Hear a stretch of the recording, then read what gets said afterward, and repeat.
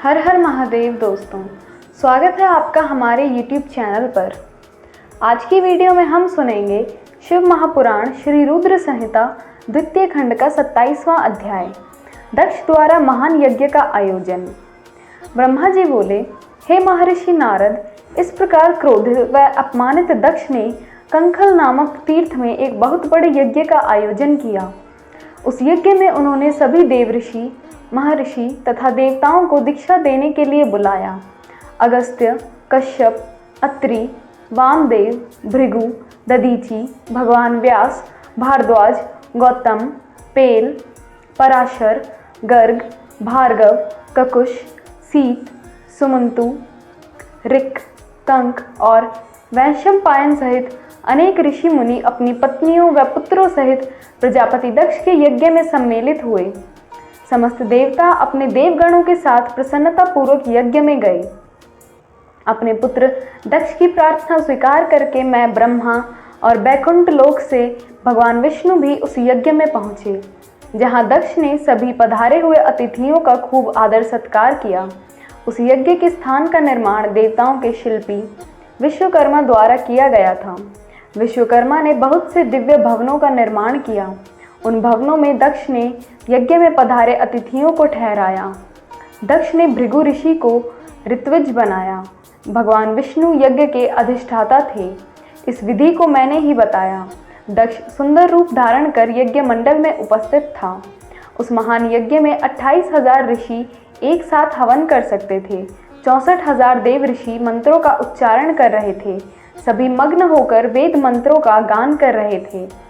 दक्ष ने उस महान यज्ञ में गंधर्वों, विद्यारों, सिद्धों, 12 अदितियों व उनके गणों तथा नागों को भी आमंत्रित किया था। साथ ही देश विदेश के अनेक राजा उसमें उपस्थित थे, जो अपनी सेना व दरबारियों सहित यज्ञ में पधारे थे। कौतुक और मंगलचार कर दक्ष ने यज्ञ की दीक्षा ली, परंतु उस दुरात्मा दक्ष ने त्रिलोकनाथी करुणा निधान भगवान शिव को यज्ञ के लिए निमंत्रण नहीं भेजा था, न ही अपनी पुत्री सती को ही बुलाया था। दक्ष के अनुसार भगवान शिव कपालधारी हैं, इसलिए उन्हें यज्ञ में स्थान देना गलत है। सती भी शिव जी की पत्नी होने के कारण कंपाली भार्य हुई, अतः उन्हें भी बुलाना पूर्णतः अनुचित था। दक्ष का यज्ञ महोत्सव अत्यंत धूमधाम व हर्ष उल्लास से आरंभ हुआ। सभी ऋषि मुनि अपने अपने कार्य में संलग्न हो गए। तभी वहाँ महर्षि दधीचि पधारे। उस यज्ञ में भगवान शंकर को ना पाकर दधीचि बोले, हे श्रेष्ठ देवताओं और महर्षियों, मैं आप सभी को श्रद्धापूर्वक नमस्कार करता हूँ। हे श्रेष्ठ जनों, आप सभी यहाँ इस महान यज्ञ में पधारे हैं। मैं आप सबसे यह पूछना चाहता हूँ कि मुझे इस यज्ञ में त्रिलोकनाथ भगवान शंकर कहीं भी दिखाई नहीं दे रहे हैं। उनके बिना यह यज्ञ मुझे सूना लग रहा है। उनकी अनुपस्थिति से यज्ञ की शोभा कम हो गई है। जैसे कि आप जानते ही हैं कि भगवान शिव की कृपा से सभी कार्य सिद्ध होते हैं। वे परम सिद्ध पुरुष नीलकंठधारी प्रभु शंकर यहाँ क्यों नहीं दिखाई दे रहे हैं, जिनकी कृपा से अमंगल भी मंगल हो जाता है, जो सर्वथा सबका मंगल करते हैं। उन भगवान शिव का यज्ञ में उपस्थित होना बहुत आवश्यक है। इसलिए आप सभी को यज्ञ के सकुशल पूर्ण होने के लिए परम कल्याणकारी भगवान शिव को अनन्य विनय कर इस यज्ञ में लाना चाहिए, तभी इस यज्ञ की पूर्ति हो सकती है। इसीलिए आप सभी श्रेष्ठ जन तुरंत कैलाश पर्वत पर जाएं और भगवान शिव और देवी सती को यज्ञ में ले आएं। उनके आने से यह यज्ञ पवित्र हो जाएगा। वे परम पुण्यमयी हैं। उनके यहाँ आने से ही यह यज्ञ पूरा हो सकता है। महर्षि दधीचि की बातों को सुनकर दक्ष हंसते हुए बोले कि भगवान विष्णु देवताओं के मूल हैं, अतः मैंने उन्हें सादर यहाँ बुलाया है। जब वे यहाँ उपस्थित हैं तो भला यज्ञ में क्या कमी हो सकती है। भगवान विष्णु के साथ साथ ब्रह्मा जी भी वेदों, उपनिषदों और विविध आगमों के साथ यहाँ पधारे हैं। देवगणों सहित इंद्र भी यहाँ उपस्थित हैं। वेद और वेद तत्वों को जानने वाले तथा उनका पालन करने वाले सभी महर्षि यज्ञ में आ चुके हैं। जब सभी देवगण एवं श्रेष्ठ जन यहाँ उपस्थित हैं तो रुद्रदेव की यहाँ क्या आवश्यकता है। मैंने सिर्फ ब्रह्मा जी के कहने पर ही अपनी पुत्री सती का विवाह शिवजी से कर दिया था। मैं जानता हूँ कि वे कुलहीन हैं, अपने माता पिता का कुछ भी पता नहीं है। वे भूतों, प्रेतों और पिशाचों के स्वामी हैं। वे स्वयं ही अपनी प्रशंसा करते हैं।